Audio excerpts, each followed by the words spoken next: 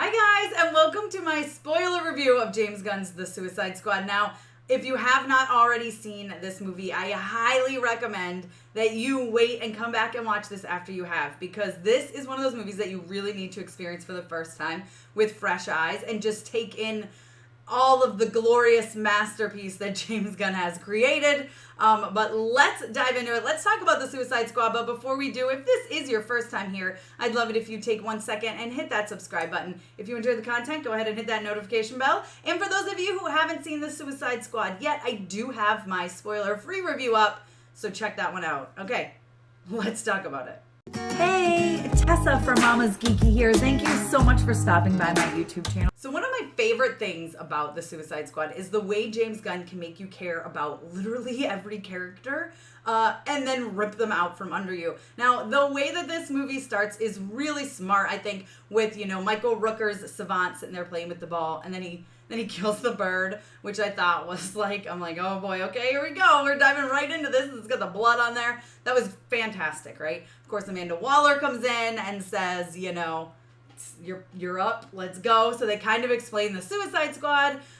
For those people that don't know, I thought that was great. Get it out of the way first. We're putting this in you. You get this time, blah, blah, blah, blah, blah. We'll blow you up, whatever, right? So it's a good way to explain, okay, this is what's going on for those of you who are coming into this just for fun and you literally know nothing about the Suicide Squad. Thought that was the perfect way. Fly it under the radar and then let's go. Then we don't have to wait much longer until we have some incredible music and we have the team getting on to the helicopter to go get dropped off. They talk about their mission. We've got some hilarious stuff on the helicopter, which is some stuff that we've seen in the trailer. I'm sitting next to a werewolf and Harley. I've always wanted to meet a werewolf, just such great stuff. Drop them in. And then we get our first casualty, right? Weasel just drowns. And you're like, oh, okay, they're going there. They just started this already. Why not, right? So I love that. And then the fact that Savant brings him up there and he's all like, oh, amateurs. And then you just see that Pete Davidson's character there, Dick Hertz, he's just turned his back on them, and then he dies, and then everybody starts dying, and they start this major fight. And it's just amazing. It's like, yes, they're diving us into this with this incredible action and gore and blood and just so much awesome. Is that the right word to use? It's just amazing. I sat there for that whole thing, oh my God, they're doing this. This is amazing. I love it. And of course, the way, oh my gosh, when they blow... I can't even, when they blow Savant's head in it and his blood says Warner Brothers Presents, I was dying. That stuff is so brilliant. So let's talk about that real quick, is how when it transitions to different chapters, so to speak, Operation Jotunheim, Operation Harley, 3 weeks earlier, whatever.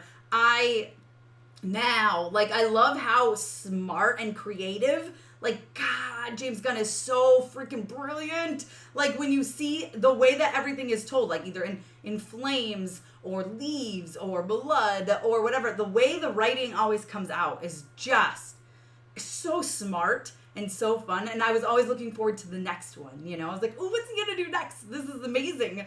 And of course, then you've got the other team coming and you've got all this. One of my favorite parts is when, I can't even talk about it without cracking up, is when the team's going and they think they're going to save Rick Flag and they're just killing all these people. And they're having this competition, of course. Bloodsport and Peacemaker just, need to compare sizes, if you know what I mean. And so the way they're killing people just gets crazier and crazier and crazier and crazier. And then Polka Dot Man gets to use his power and the thing falls, which that's amazing. Then they find out that Rick Flag's they rescued him. And he didn't get stolen. He didn't even need rescuing. And she's like, where's my team? And it's it's so great. And to go from something that's so bloody and action-packed and you're just oh my gosh, I can't believe they're doing this. I can't believe they're doing this. To cracking up because you're oh my gosh, they just killed all the good guys. It's so funny to me. It's so perfect. It's so brilliant, right? It's just, I love that. I love the way of that storytelling because it's a great way to be okay, here's 3 people that are rebelling against them because they just killed everybody else. We just hit this one person and now they can join the team and we'll go on from here. They just killed a ton of them. I love that. I think that's fun. The whole thing is just so much fun. Let's talk about Harley for a second because I have had issues with some of the Harleys in the past. And it's not because of Margot Robbie, because I think she was literally born to play Harley. But the way that she handles everything, every single thing in this movie is perfect. You can tell she's moved on from Joker. She may still have a little bit of issues because of that, or maybe a lot of bit of issues, because when she meets that other guy, and he asks her to marry him, and she's all into him, and then he starts talking about the bad things he's going to do, and she just shoots him in cold blood, which was like, I jumped a mile, because I wasn't expecting it. I think everyone in the audience did, and I was like, wow, like, she just did that. And then when she's yelling at him, he's dying, and she's, like, explaining all this stuff to him, like, you would say this, and I would say this, and, like, it's obviously very much Joker, right? And she's like, and it's red flags, and if you have a bad taste in men like I do, and I was like, this is the perfect writing, direction, delivery. Like, that scene is, I want to say that scene is one of my favorites in the movie, but let's be honest here, every scene in this movie is one of my favorites, but that one's a real standout for me. I think it's just so much fun, because it's so Harley, right? And even, like, later, when she's being tortured and she pretends to, like, pass out, then uses her legs to strangle that guy and get the key and get herself down, and she finds those combat boots and she shoves them on, and even later when they're going into battle against Starro, she pulls the boots on, pulls it up like, oh, I just love that stuff. They zoom in on her foot while she's fixing it, like, stuff like, it's just perfect. It's just absolutely perfect. There's so much incredible action. The Starro and Thinker storyline is amazing, and I love that, yes, this is the big bad of the movie, but really, like, our villains are the heart of this story, right? Emotion, Ratcatcher and Ratcatcher 2 and her dad, played by Taika. I mean, that's absolutely perfect. And you get that little moment, like, you see them when she's telling the story at first, and you see the reflection in the window, like, telling the story. Stuff like that is just so brilliant, right? And breathtaking. Like, I don't know, it's just amazing. And of course, like, later you see Sebastian and Harley carrying that javelin the whole time. Every time it comes back into play, you're just like, oh my gosh.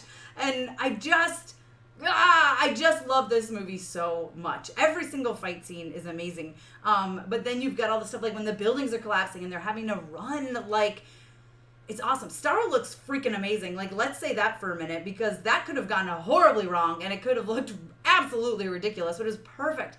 And even, like, the I don't want to call them face huggers, but you know what I mean. The little baby Starros that go on everybody's face look fantastic. Like, it's just done so well, which is what I love about it. Of course, the music is fantastic.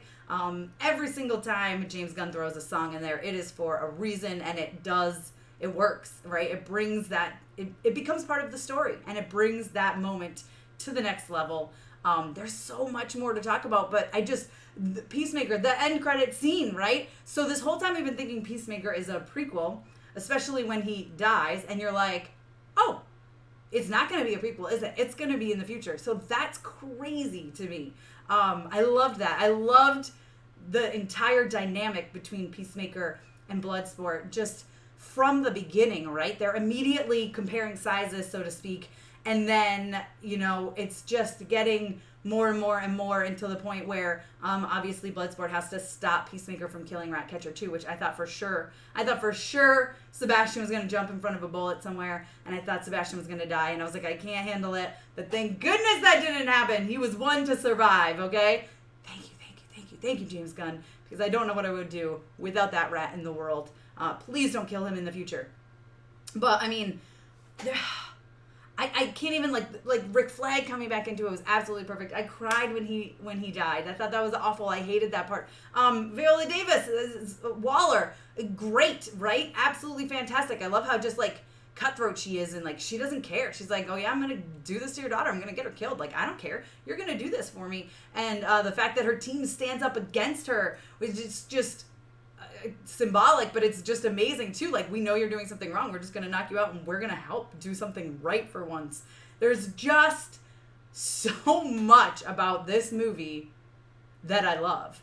Of course, it was really fun. I know Sean Gunn plays Weasel, but it was also really fun to see Sean Gunn in it as himself. Well, not himself, I hope, but as another prisoner, to actually see him physically. I thought that was great. And then, of course, the fact that Weasel was still alive at the end, and the way he, like, ran off was really funny too. There's just a lot to love about this movie. I could go on and on and on and recap the entire thing, but really, it's just perfect. It's amazing. The cinematography is incredible. The soundtrack is incredible.